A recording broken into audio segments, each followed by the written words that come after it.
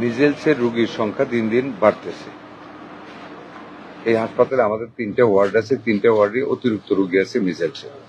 আর যারা এখন আছে মোটামুটি ভালো ট্রিটমেন্ট চলছে। এই বেবিটা অ্যাকচুয়ালি তার অবস্থা খারাপ ছিল, তার আইসিইউর দরকার ছিল, সাপোর্ট দরকার ছিল।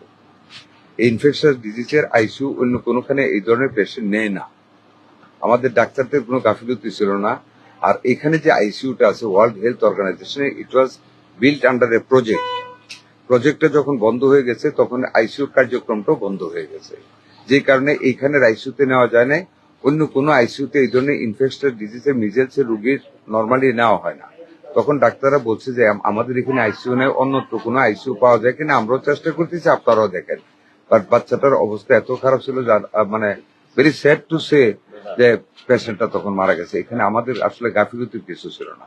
যেহেতু রোগীটা মারা গেছে আমরা শুনে আসলাম এই যে আইসিইউটা যে বন্ধ আছে, প্রজেক্ট বন্ধ হয়ে যাওয়াতে আমরা এখন আইসিইউটা কালকের ভিতরে যে কোনো মধ্যে অ্যাটাচমেন্ট করে ডাক্তার এনে আমরা আইসিইউটা আবার চালু করবো ইনশাল্লাহ কালকে থেকে। মিজেলস এমন একটা রোগ যেটা যখন হয় লাং ইনফেক্টেড হয়, শ্বাসকষ্ট হয়, ব্রিথিং প্রবলেম হয়, সেখানে কিন্তু অ্যাকিউট মানে আইসিইউ কেয়ারের প্রয়োজন হয়, অক্সিজেনের প্রয়োজন হয়।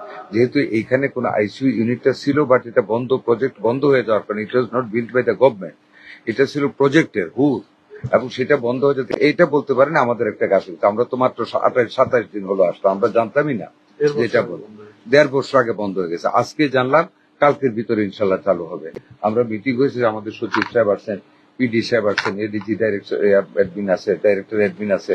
We have taken a decision, যেহেতু এখানে পোস্ট নেই, আমরা অ্যাটাচমেন্ট করে কালকে ডাক্তার আর তারপর টেকনিশিয়ান কনসালটেন্ট আমরা দিয়ে কালকে থেকে ইনশাল্লাহ এটা অ্যাক্টিভ করবো। আশা করি আইসিইউ চালু করবো, আশা করি আল্লাহর রহমতে এই ধরনের ঘটনা ঘটবে না। আপনাদের ব্যবস্থা করেন, আমি টাকা দিব। আমরা ওই ডিএনসিসির ওই এটাও ইয়ে করা হবে আমাদের এই জন্য। ওই ডিএনসিসির ওয়ার্ডটা আর ডিএনসিসিতে আমাদের ওয়ার্ড আছে, ওইটা আমরা করবো। এখানে ফ্যান কালকে দিয়ে দেবো, এটা আপনারা বলবেন ইনশাল্লাহ আমরা কাজ করবো। আমরা শুরু করেছি তো ইনশাল্লাহ। Thank you very much, thank you.